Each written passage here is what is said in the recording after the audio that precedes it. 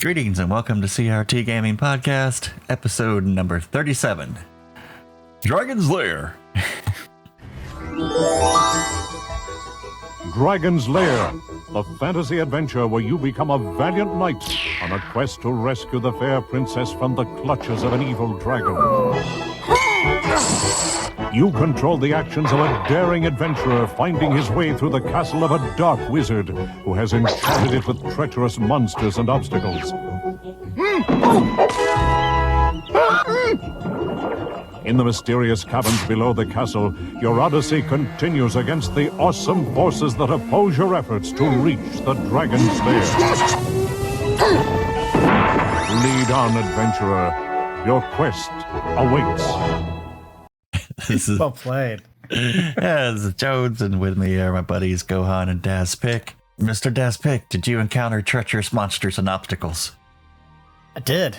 I'm pretty sure I crushed them all. I got my honey. Got your honey. Got my sweet honey. And Gohan, did you find there were awesome forces to oppose your efforts to reach the Dragon's Lair? The rapids, the rapids only second to Singe himself. Singe. There's so much to talk about in this game. Deep.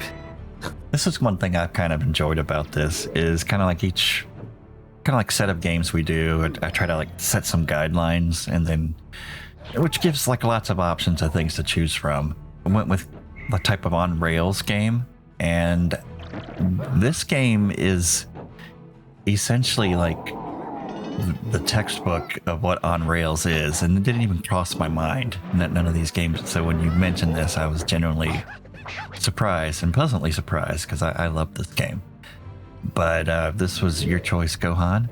So lead on, brave adventurer, because our quest awaits. Tell us what made us play this game. I grew up, in the early '80s in the arcades, and Dragon's Lair, beyond just the presentation, it was the first time that I looked at a game and saw that games can be very linear, but still incredibly fun and satisfying. Yeah, this game, man, it came out in the early 80s. 83, man. And I mean, in comparison to state-of-the-art arcades then, this is the year Track and Field came out. Like Tapper and Gyrus, which are all great games, but this was such a quantum leap, in comparison to anything that was in the arcade at the moment. It was an unbelievable experience. Dragon's Lair showed that art and presentation was going to evolve quickly. Going into the future, gamers were going to expect that. They're going to expect that level of quality and presentation. This, like you said, the simple sprites of the days, this was kind of the future of fidelity for games. Yeah, but there was, I don't know if you get, all right, when I played this, and I know a lot of people as well, it was a little misleading, because at first, you're used to playing, and I'm not talking shit about it, I'm just saying it was a bit misleading, and you felt a bit off when you played it, because you felt like the things you were doing you were in control of dirt, not just hitting a button to load up the next sequence. You know what I mean? Mm-hmm. Like when you hit the sword button, you're like, oh shit, he's swinging the sword when I hit this. You know what I mean? And I remember playing it and trying to say, but wait, is that what's happening, or is it something else? Because we'd never seen a thing like this before, and I don't even think laserdisc players were really that prevalent at the time. I mean, they were out, they existed, but not everybody had one. But I remember, I was like, holy shit, you're controlling a cartoon. Kind of, but not really. It didn't strike me quite like that, because it was kind of like almost like a choose your own adventure type book. Kind of because it made real sense, basic sense to me in that part. Almost like an old computer program, if then statement. If this happens, then this happens. But yeah, I understand totally what you're saying. I kind of felt that way with Killer Instinct, the Ultra combos, when that first came out. It's am I doing these? What's happening? I don't know. Yeah. I'm trying to do this, but I don't think I'm doing that. And I think a lot of it, like for me, is I was 8 years old when this came out. I didn't have an understanding of. To me, it was another video game, and I was controlling this animated character, but it was very different from that. And obviously now, as I got older and I understood what was actually happening, that yes, when the thing blinks, you're loading up the next scene.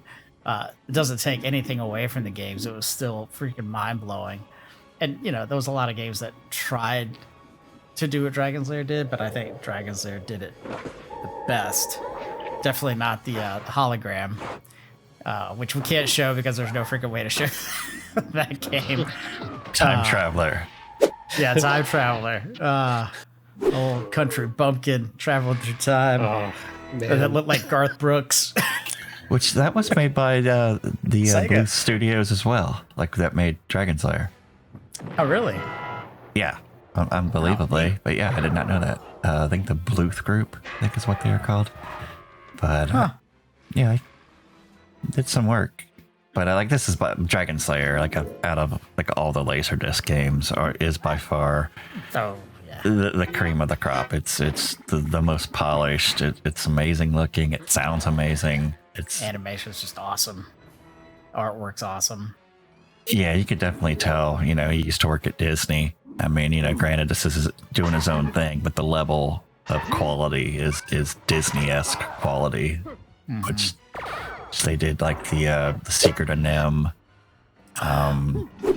What's some other ones? What's it, an American's Tale with Fievel. A lot of people like that. He did that one too? Yeah, and Titan AE, which I love that movie. Yeah, Titan AE was awesome. But yeah, Anastasia was another one that was really good. Animation was freaking awesome. Yeah, I mean, how this kind of came together, it seemed like it was this, almost like the stars were aligning. This guy, Rick Dyer, had this idea for a game that, you'd kind of play sequentially like this. And Don Bluth was, working on his own stuff at the time. And the Secret of Nim movie came out, and I remember loving the Secret of Nim as a kid. And that's what I most associated with him, was Secret of Nim, growing up. And, Secret of Nim didn't really do very well, but even at the time, video games were outpacing Hollywood. People know that today, almost like common sense. Video games are a much bigger industry than the film industry, but even in the 80s, they were a bigger business than Hollywood. He saw that the games industry was changing. He kind of hitched his, wagon to this guy's game idea. The rest is history. Like you said, it invented the cutscene. It invented the quick time event. So many things were. Maybe it's just one of those things, right? I grew up in the 80s, so beautiful animation was just something that I took for granted. I didn't see the transformation of animation, in the golden days of classic Disney. So to me, the first big innovation in animation to me was Dragon's Lair. It was I'm not just looking at the movie, I'm playing the movie now. And I think that is definitely part of what kind of captivated me. Yeah, I mean, it left such a mark. People can downplay or complain about just the limited mechanic of it. Your quick time event movie. But I mean, since this has came out, I mean, it's been from the arcade, the PlayStation, it's inspired ports on the Nintendo, the Super Nintendo, Sega CD, Gameboy, CDI. I mean, you could just go on the list. It's every game system, period, has had some version of Dragon's Lair on it. Good, bad, or ugly. Good, bad, or ugly. It's existed. And it was on Sega CD, right? That was where I first. That was the ugly. That was the ugly. No, the ugly was the platform games that they made. Oh, those were stinkers. Those were stinkers. Don't hate on Sega CD, bro. Well, it was a cultural thing. It had its own cartoon at the time came out, because it was so popular. It was one of the first kind of deluxe style cabinets. I mean, there were stylized arcade cabinets, but this cabinet, it had a presence. Yeah. And just every time I would stand there in just awe and just watch the intro play over and over again. Just watching the whole Dragon Slayer spiel at the beginning. Yep. Tapping the vein, waiting to mainline that shit. Because, I mentioned like Track and Field just came out in the arcade, and this is like the home console is the Commodore 64. That's what you're state of the art rocking at home if you're playing games at home. And there's just no comparison to it. It's, it's as big as comparing the Neo-Geo to like the Genesis. It may even be bigger as far as the leaps and bounds, above what is out kind of at the time. And you have to kind of think about when it came out too, right? Like as you're saying, it came out like in like 83. And that was like at the heart. That was like at the heart of the game crash of the 80s, and yet somehow it came out in the arcade and it kind of triumphed, and it got a huge amount of people coming back to the arcade after the kind of the crash a little bit. It's it came out and it succeeded in spite of things, I guess. Yeah, now let's go through a quick little rattle of the game itself here. Basically, you're Dirk the Daring, and you're going to the castle to rescue Princess Daphne. That's basically the whole plot of the game here. Now, this may sound sexist, but like going through like 8 crazy platforming levels to fight like a big turtle named Bowser to rescue Princess Peach. I don't know, maybe. But like Princess Daphne, you get your ass in the castle and you slay that damn dragon. That's that's just right what up you there have. with Jessica Rabbit, man. Yeah, it's just it's a little ridiculous. So like, do you guys have any? Peach didn't do anything to deserve that kind of action. No, the turtles. She'll be up. She'll be fine. She'll be okay. Now, was there any in particular, like through all the little quick time scenes you go through in this game? Did anybody have any like favorites or parts they really enjoyed? Gohan, did you have any particular parts? Yeah, there's like a couple sequences that are just like super iconic. There's the scene where black sludge is like coming into the corridor and the skeletons are chasing after you, like the big hands are coming out. Yeah, that one is just crypt. So iconic. The other one that's super iconic, I don't know why, but the one where he's being chased by the orbs. It's like this rainbow colored section where he's being chased by the kind of like the billiard ball. Oh yeah. There's just so much in this game that just super memorable.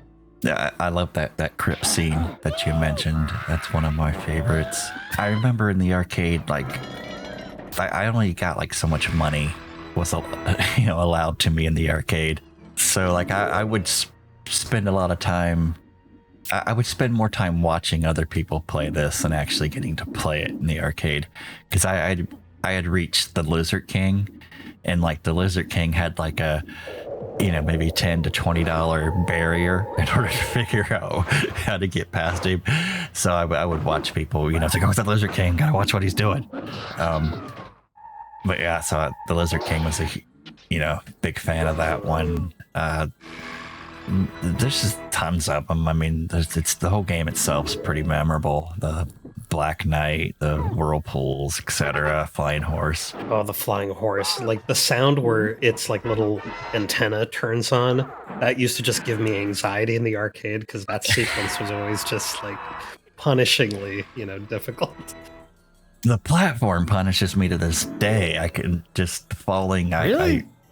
Yeah. Oh, dude. Yeah, the platform's tough. It's ingrained in my brain like wrong, and I get it wrong like almost every time. It pisses me off.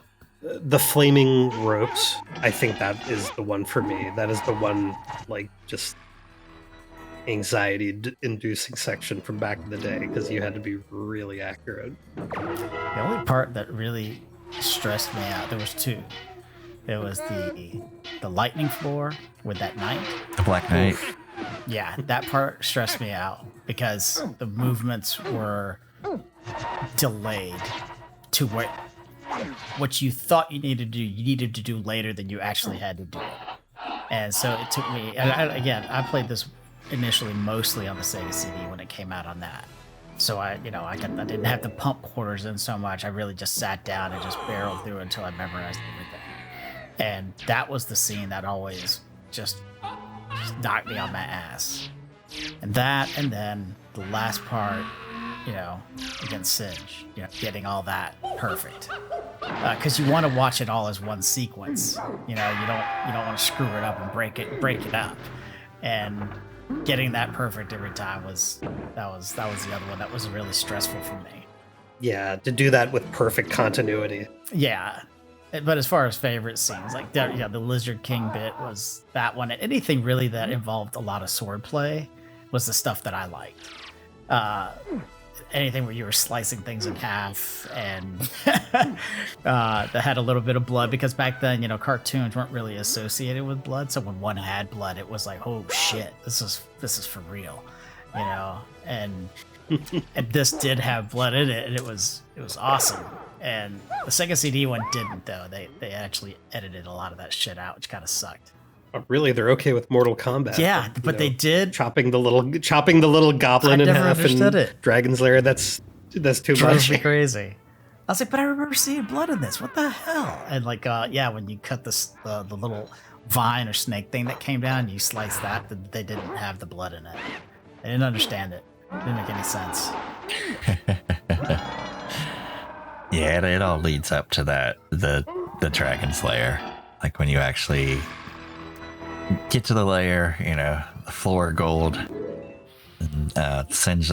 Now, I don't know, but I want to know, where'd this dragon key necklace come from?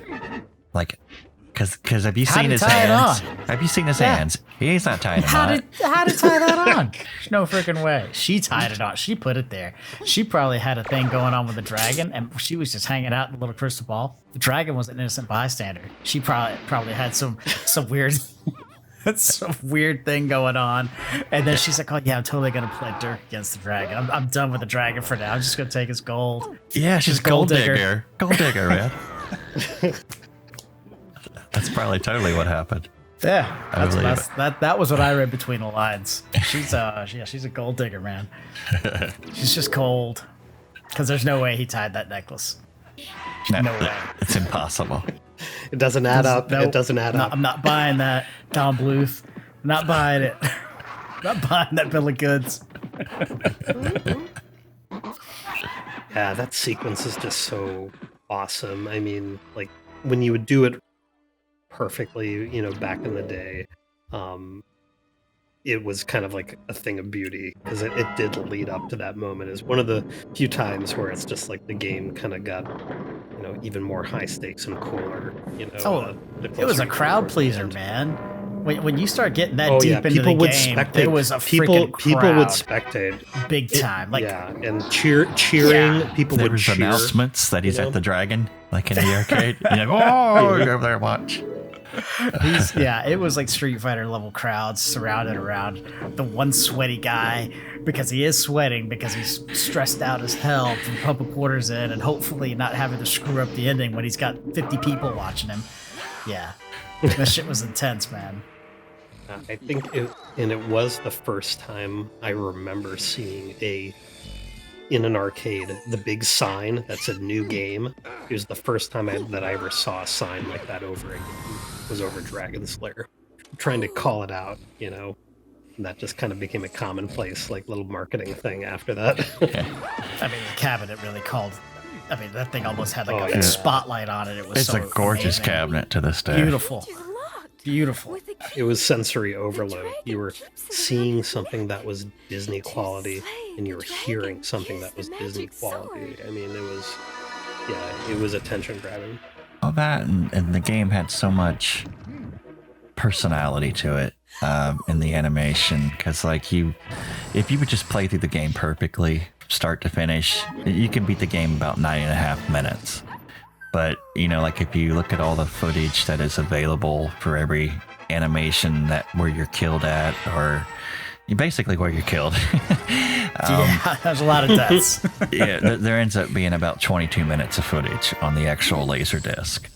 So, there's more death footage than game footage. So, you can die in a lot of creative ways.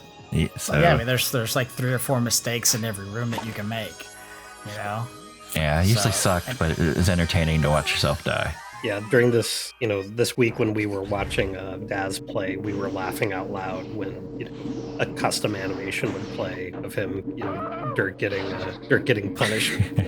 Yeah, I enjoyed that. That was fun to play through it. It was fun to watch. Yeah, it's like I like to see a lot of these old games, like the old Laserdisc games, to be like properly, restored and preserved.